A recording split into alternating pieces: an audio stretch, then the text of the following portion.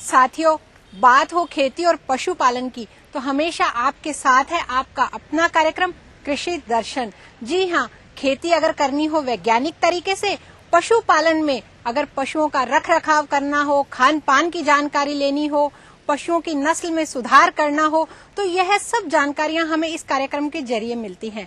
साथियों, अभी सर्दी का मौसम है, हम तो अपना ध्यान गर्म कपड़े पहनकर आग जलाकर कर सकते हैं, परंतु हमारे जो पशु हैं, जो मूक पशु हैं, जो बोल नहीं सकते पर महसूस कर सकते हैं, उनका हम कैसे रखें ध्यान, कैसे हम उनको बीमारियों से बचाएं, अगर बीमारी हो जाए तो उसकी रोकथाम कैसे करें, इसकी विस्तार से जानकारी देने के लिए आज हमारे साथ हैं डॉक्टर राजेश वर्मा।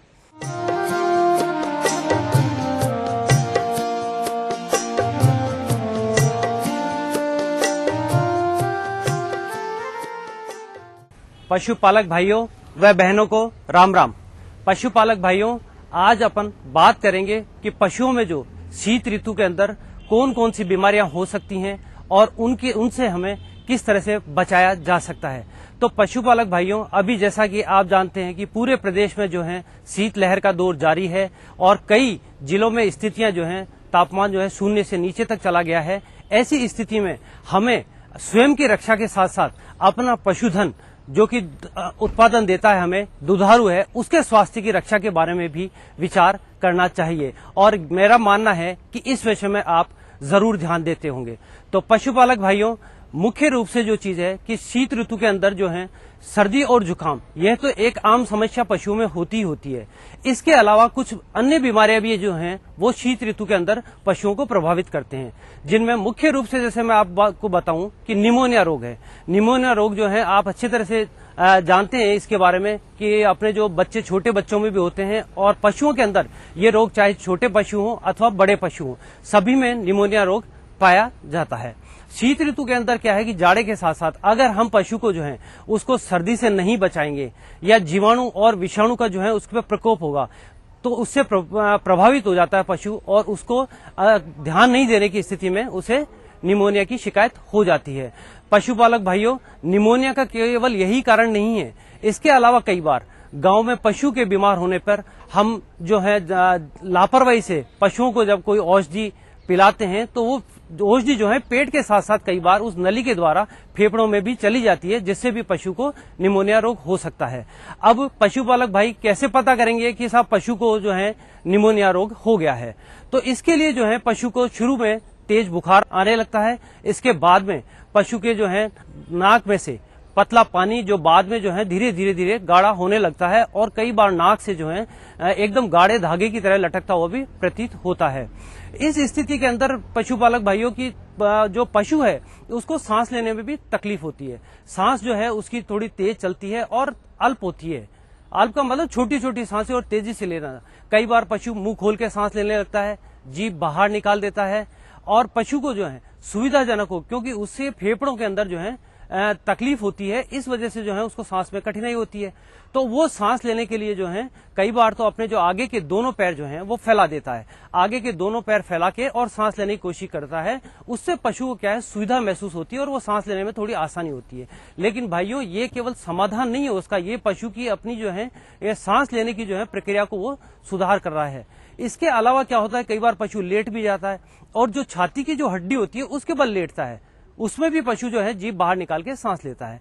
तो पशुपालक भाइयों, कई बार स्थितियां यहां तक हो जाती हैं कि पशु के फेफड़े के अंदर जो है मवाद हो जाती है और मवाद होने के बाद में जब पशु सांस लेता है या जो सांस लेने के बाद में अपनी वायु जो मुंह से बाहर छोड़ता है उसके अंदर भी दुर्गंध आने लगती है। तो पशुपालक भाइयों, इन चीजों का निमोनिया से जो है बहुत ज्यादा सावधानी बरतने की आवश्यकता है, अन्यथा इसमें पशु मृत्यु का शिकार भी हो जाता है। पशु कई बार कांपने भी लगता है और यदि आप पशु के पास जाके उसकी छाती पे कान लगा के थोड़ी सुनने की प्रयास करेंगे तो वो क्या होता है, थोड़ी घरघराहट की आवाज आती है। आप कान से स्वयं महसूस करते हैं। घरघराहट का मतलब उसके फेफड़ों में सूजन आ चुकी है, उसकी वायु नलिकाओं में जो फेफड़ों में है उनमें सब में सूजन आ चुकी है। तो पशुपालक भाइयों, ऐसे में हमें क्या करना चाहिए?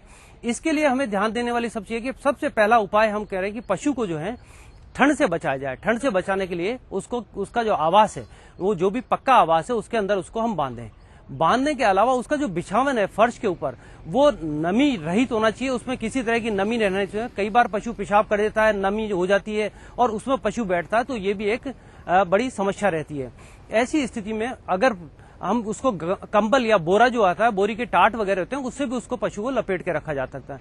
फिर भी यदि पशु को राहत नहीं मिलती है तो आग भी जलाकर उसे गर्मी दी जा सकती है। आग से गर्मी जो देते हैं तो उसमें थोड़ा सा ध्यान ये रखें कि पशु का अगर आवाज बंद है और हम आग से गर्मी देने का प्रयास कर रहे हैं तो उसमें जो धुआं होता है उससे पशु को और अत्यधिक घुटन होगी, तो इसलिए उसके जो है निकास का भी प्रबंध होना चाहिए। तो पशुपालक भाइयों, इन सब बातों का आप ध्यान रखेंगे तो निमोनिया रोग से बचा जा सकेगा। और यदि मान लीजिए आपको होते ही आप इस विषय के अंदर पशु चिकित्सक से जरूर सलाह लें और आवश्यक औषधियों का जो है प्रबंध करें।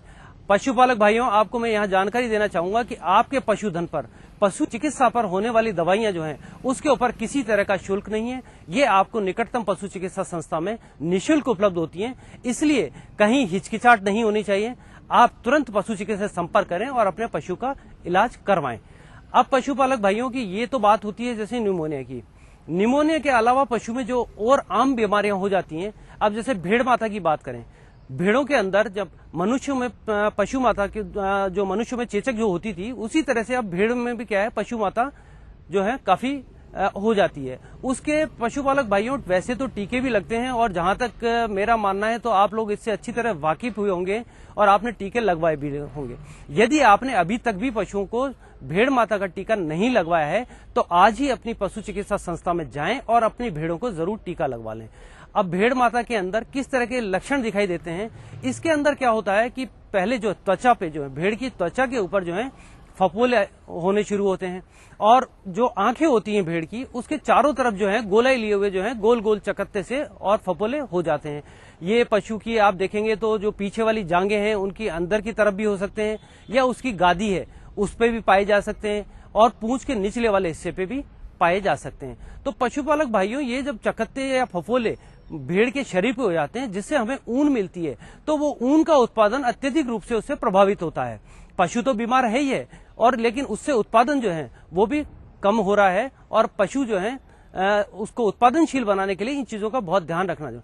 तो पशुपालक भाइयों, सबसे मोटी जो चीज है उसका आप ध्यान रखें कि जो टीके हैं, पशु को रोग से बचाने के लिए जो टीके हैं, उन टीकों को आप आवश्यक रूप से लगवाएं, निश्चित रूप से लगवाएं, क्योंकि बचाव ही जो है वो उपचार जो है। ऐसी स्थिति में पशुपालक भाइयों, आप जो है, मेरा कहना यही है कि इन रोगों के लिए जाएं और अपना टीका जो है आज ही पशु चिकित्सा संस्था में लगवाएं। अब पशुपालक भाइयों, दूसरी हम बात करते हैं खुरपका मुंहपका बीमारी की।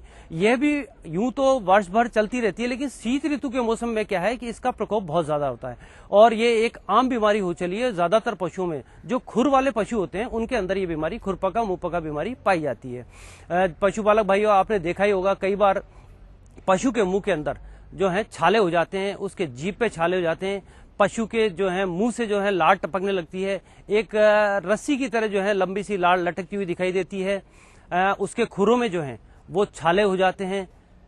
कई बार उन छालों के अंदर जो है कि ध्यान नहीं देने पे मवाद पड़ जाती है और कीड़े पड़ने की संभावना भी रहती है। तो उस स्थिति में पशुपालक भाई क्या करें? इसके अंदर जो है पशु, आपका बड़ा जो पशु है, दुधारू पशु है, वो पशु मरेगा नहीं इस बीमारी से, लेकिन मरने से कम भी इसकी हालत नहीं होती है, क्योंकि जिस पशु को हमने उससे उत्पादन लेने की दृष्टि से अपन ने पाल रखा है उसका उत्पादन बिल्कुल गिर जाता है।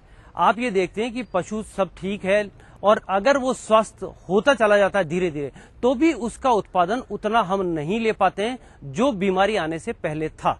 तो पशुपालक भाइयों, इसके अंदर जो है, इसमें भी टीका जो है पशु चिकित्सा संस्था में उपलब्ध है। इसके लिए भी आप जो है पशु चिकित्सा संस्था जाएं और यदि आपने अभी भी खुरपका मुंहपका रोग का टीका नहीं लगवाया है तो आज ही जाएं और अपने पशुओं को जो है टीका लगवा लें, क्योंकि इस बीमारी का जो है प्रकोप अभी भी जो है क्षेत्रों में बीमारी ये मिल सकती है, लेकिन जो ही मौसम जो है थोड़ा सा तापमान में बढ़ने लगेगा और फरवरी के माह के अंदर इसकी जो है बहुत ज्यादा केसेस जो है या बहुत ज्यादा बीमारियां सामने आने लगेंगी। तो पशुपालक भाइयों, इसके अलावा जो बात करते हैं कि आजकल भेड़ बकरियों में, छोटे पशुओं में कंटेजियस एक्थाइमा नामक जो है बीमारी और हो जाती है। उसके अंदर कुछ ऐसा विशेष नहीं है, उसके मुंह पे जो है छोटे छोटे छाले हो जाते हैं, तो उनको आप लाल दवा से धोएं।